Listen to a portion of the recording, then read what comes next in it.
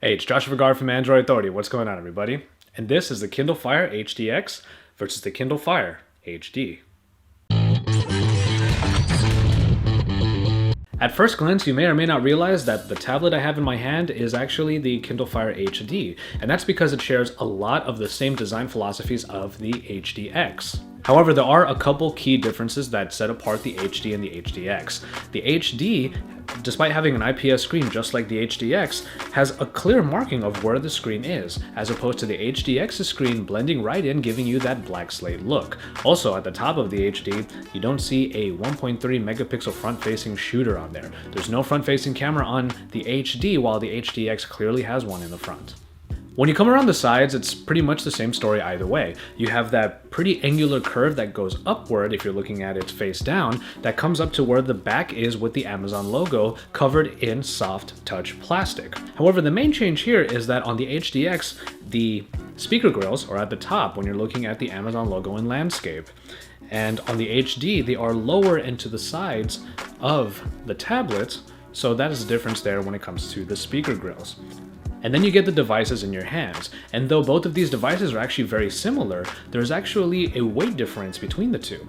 The Kindle Fire HD, oddly enough, is the heavier of the two, despite the HDX presumably packing more inside of its body.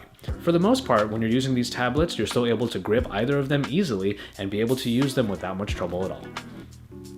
The resolution of the HDX is 1920 by 1200 and its IPS screen capable of 323 ppi.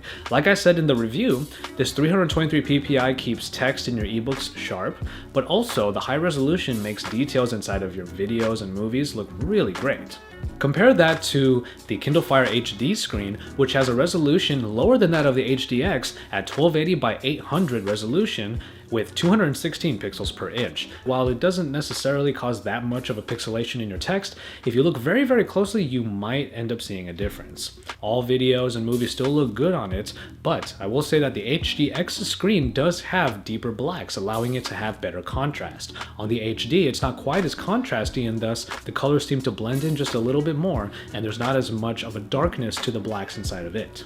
Though I do prefer the HDX because of that higher resolution that provides a lot of great detail and its higher contrast, I will say that I did use the Kindle Fire HD with its lower resolution screen for quite a while, and it still provided a very, very good experience.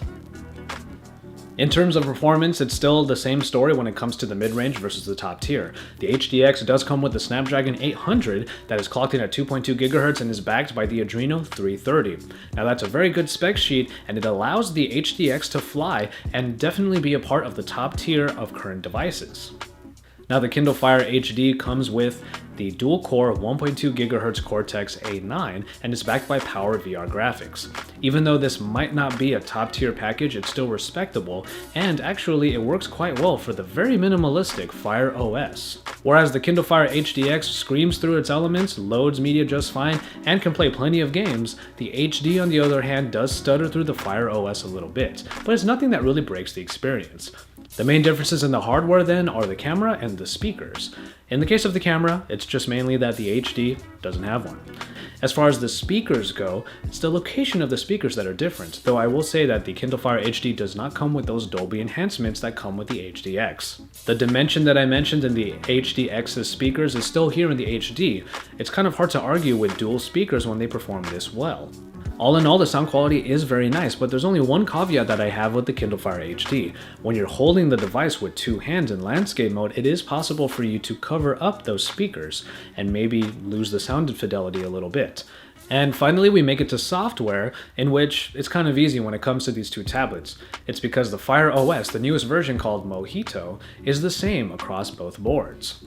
Really, there's only one main difference between the two, and it's that the Kindle Fire HD does not come with the Mayday button. So if you're considering this as a gift for someone who is pretty technologically challenged, or if you feel like you will need a lot of help with a tablet such as this, then maybe the HDX is a better choice, because whoever it is that's using that tablet will be able to find their answers themselves by getting connected straight to an Amazon customer representative using the Mayday.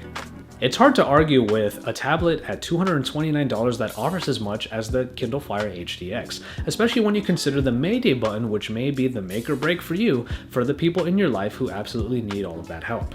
However, at $139, if you just need a starter tablet, the Kindle Fire HD is probably the much better choice because of that price range, and also because it's still a good portal into all of the content that Amazon has to offer. You'll still have a great time watching movies, TV shows, reading books, listening to music, the whole nine when it comes to the Kindle Fire HD.